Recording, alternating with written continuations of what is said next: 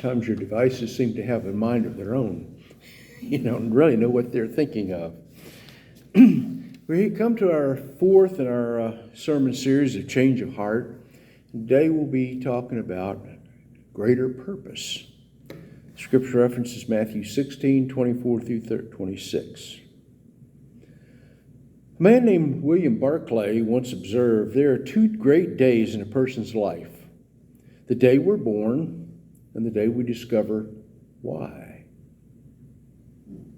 The day we discover why we were born. Well, that's interesting. A lot of folks never consider why they were born. I mean, they kind of drift through life without a purpose or a goal. But there was a man who set a goal for his life, one man who refused to drift through life. His name was Douglas Engelbart. And back in 1950, he was driving to his job at Ames Research Center, which later became NASA, just the day before he had asked his fiancée to marry him, and as he was driving along, the realization struck him. His dream of getting married and living happily ever after was the last of my goals. Like, what now? Now, being a 25-year-old engineer, he decided to calculate how many minutes of working life he had left in him, and came up with about 5.5 million minutes. And he decided to use those minutes to do something valuable in his life. And he did. He reshaped the entire computer industry. He became the inventor of the computer mouse, the word processor, the concept of Windows. His creative genius made it possible to use computers as we do today, all because he refused to just get by with his life. He had 5.5 million minutes to do something with and make them count. Let's look at our sermon text this morning. Matthew 16, 24 through 26. Then Jesus said to his disciples, "Whoever wants to be my disciple must deny himself, take up his cross, and follow me. For whoever wants to save their life will lose it. And whoever loses their life for me will find it. What good will it be for someone to gain the whole world, yet forfeit their soul? Or what can anyone give in exchange for their soul?" Again, Matthew 16, 24 through 26. In our text today, we have Jesus telling us that we can make our lives count. If anyone would come after me, let him deny himself, take up his cross, and follow me. For whoever would save his life would lose it, and whoever loses his life for my sake will find it. For what will it profit a man if he gains the whole world and forfeits his soul? Or what shall a man give in return for his soul? What Jesus was saying was this: I'm going to give you a purpose, a reason to live, a reason to get up in the morning. But you've got to understand that in order to accept this purpose, you have to be willing to take up your cross and follow me. You need to be willing to sacrifice your will, your agenda, even your life, so that you can live my life and make a difference in the world. Having Christ's purpose in your life is that important. So Jesus offers us a purpose for our lives, and Rick Warren once rightly said, without God, life has no purpose. And without purpose, life has no meaning. Without meaning, life has no significance or hope. The greatest tragedy is not death, but life without purpose. The problem is a lot of Christians don't start with the idea of having a purpose with their lives. The very idea they might do something for Jesus never occurs to them. And part of what is the fault of modern churches is we talk about people about becoming Christians, then we feed them and coddle them and coax them along, and then all that many churches expect of folks is that they show up on Sunday morning and sing, pray, listen, behave themselves. That's all that's expected. And how low has the bar been set if that's it? And then, because of that, when Christians don't feel or fed or catered to, they begin looking for another church where their needs can be satisfied and they can feel comfortable. For many people, church exists to satisfy them.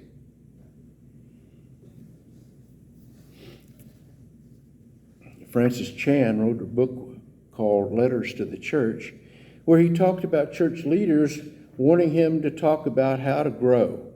This simple exercise I walk through with them. First, I have them list all the things people expect from their church. They usually list the obvious things like a really good service, strong age-specific ministries, a certain style, volume, length of singing, a well-communicated sermon, conveniences such as parking, a clean church building, coffee, childcare, etc. Then I have them list the commands that God asked the church to do in Scripture. Usually they mention commands like love one another as I've loved you, John 15:12. Visit orphans and widows in their affliction, James 1:27. Make disciples of all nations, Matthew 28:19. Bear one another's burdens, Galatians 6:2, etc. Then I asked them, who would accept their people more if the church didn't provide the things in the first list that the people expected, or if the church didn't obey the commands in the second list that God expected? Doesn't sound like much compromise to me, David. It really doesn't. Too many churches and too many Christians settle for the first list, what people expect. And I suspect we may be as guilty as the next church in not expecting more. But this sermon is all about doing. Catch up, if you will. Catching up with what Jesus would want us at New Hope to do. You know, if we haven't been doing it, then we need to kind of catch up, don't we? So the first question we need to ask is this: when should people start doing stuff for Jesus? A young man had recently been baptized into Christ, and a little while later that Sunday school teacher asked him, "What have you done for Christ since you believed?" And the boy replied, "Oh, I'm a learner." "Oh," said the teacher, "tell me, when you light a candle, do you light it to make the candle comfortable, or do you light it to have it give off light?" The boy answered, "Oh, that's simple. I would light it so it would give light." Then the teacher said, "Do you expect the candle to give life after it's burned halfway through, or when you first light it?" The boy replied, "Well, I guess when I first light it." "Very well," replied the teacher, "then go thou and do likewise, and begin at once." Go thou and do likewise, begin at once. Light the candle. Be the light. Refuse to be satisfied with just a ho-hum Christian existence. Deny yourself. Take up your cross and follow Jesus. Do something for Jesus with your life. Now, a lot of folks already do that. I brag about church all the time. But as in all churches, there are people who don't get beyond the basics. It's often not their fault. They've just never been challenged to do more. So let me challenge you to do more. You could host a Bible study in your home. Invite the neighborhood kids to come with you to church. Visit someone in the hospital/nursing home. Help with the outreach to shut-ins and card ministries. Those are just a few ideas, and a lot of them, of course, you're welcome to do other kinds of other things. You know, we're small. We don't have very many ministries, but each of you get opportunities that the rest of us don't have. Do you seize those opportunities? In fact, you can just go wild and crazy. Colossians 3:23-24 tells us, whatever you do, work at it with all your heart, as working for the Lord, not for human masters. Since you know that you will receive an inheritance from the Lord as a reward. It is the Lord Christ you are serving.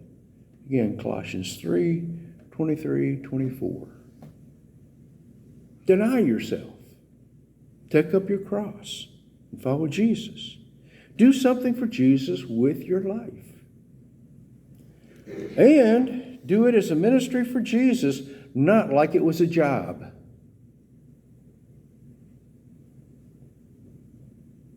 If you're doing it because no one else will, well, it's a job. If you're doing it to serve Jesus, that's a ministry. If you're doing it just well enough to get by, it's a job. If you're doing it to the best of your ability, it's a ministry. If you quit because someone else ridiculed you, then it was a job.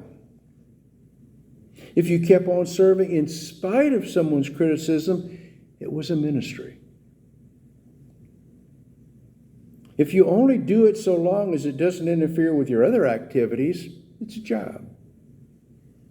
If you're committed to staying with it, even when it means letting things go, or letting go of other things, then it's a ministry. If you quit because no one ever praised you or thanked you, it's a job. If you stay with it, even though no one even notices your effort, it's a ministry. If you do it because someone else said it needed to be done, it's a job. But if you do it because you knew it needed to be done, it's a ministry. It's hard to get excited about a job. It's almost impossible not to get excited about a ministry, though. An average church is filled with people doing jobs.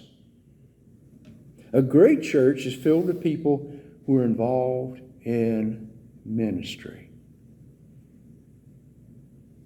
Sort of get it now? The ministry is personal to each of us. It's not David or Howard or myself coming and assigning something or asking you to do something. That's not it. You do it, you deny yourself, you pick up your cross, and you follow Jesus because it's your love. It's your ministry.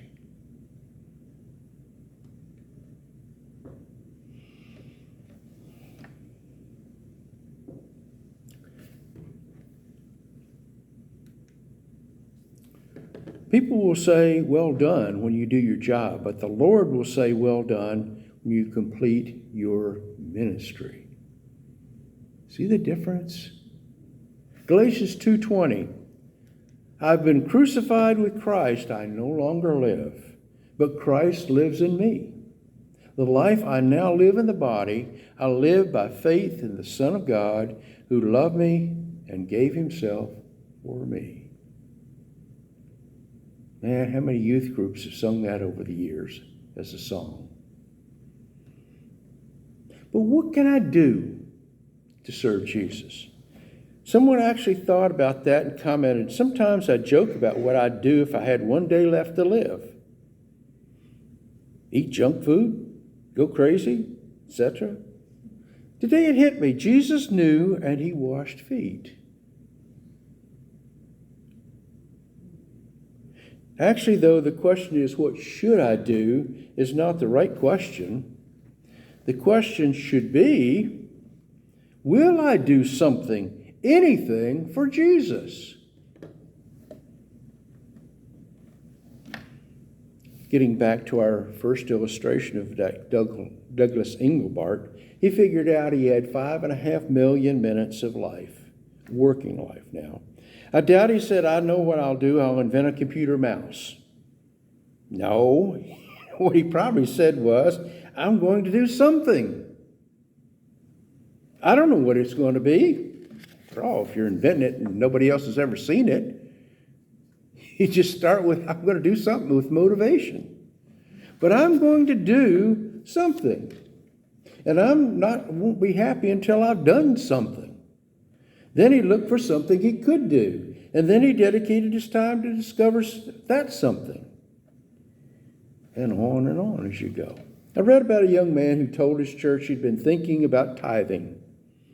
It seemed to him that he should not only tithe his income, but he should also tithe his time. So he got out his pencil and did some figuring. And the way he figured, there were 168 hours in a week. And 10% of that would be 16.8 hours. He then figured out the time he spent each week in church and realized he still had an hour and 20 minutes left each day. He divided that up into two 40-minute periods, and for 80 minutes each day, he determined to do something for Jesus. Have we ever looked at our time like that?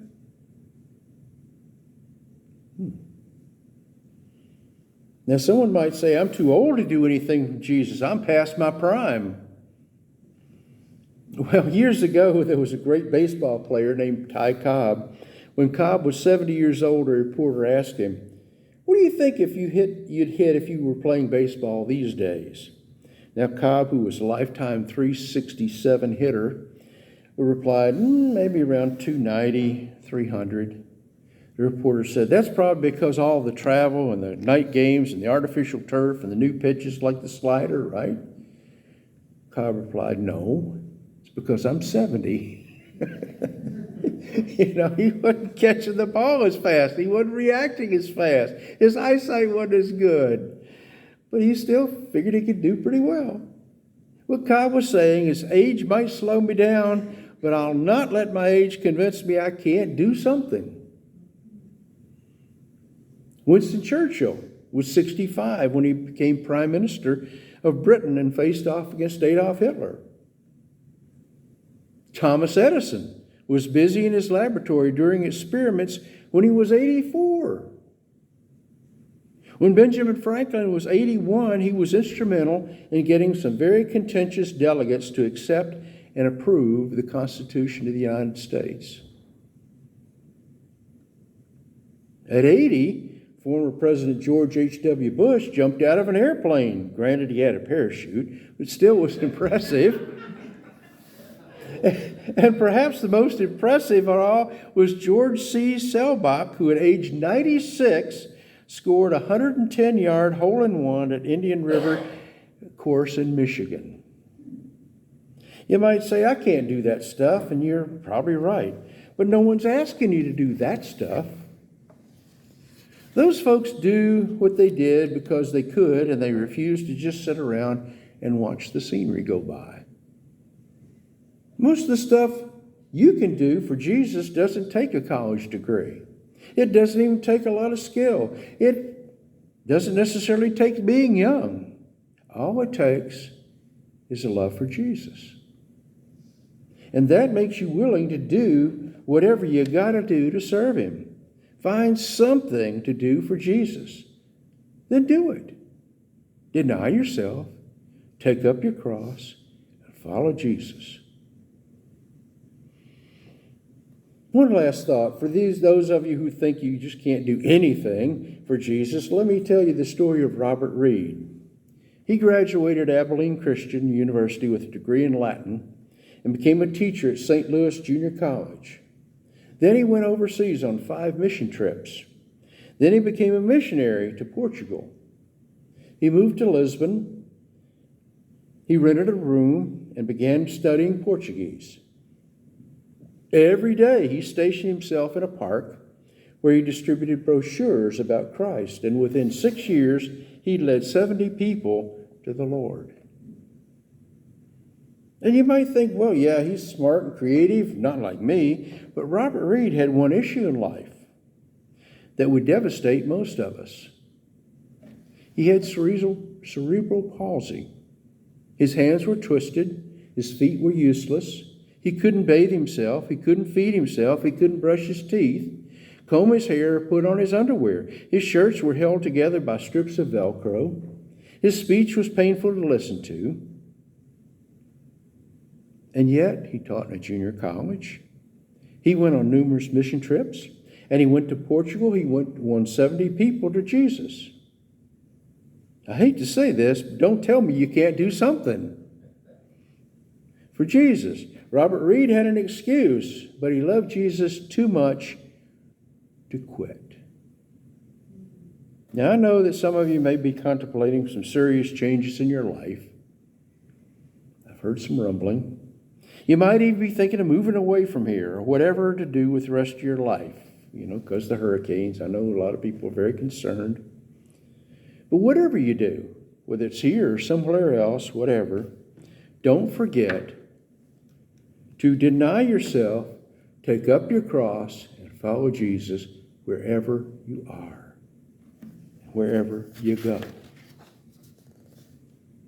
And the first place to follow Jesus is to become a Christian.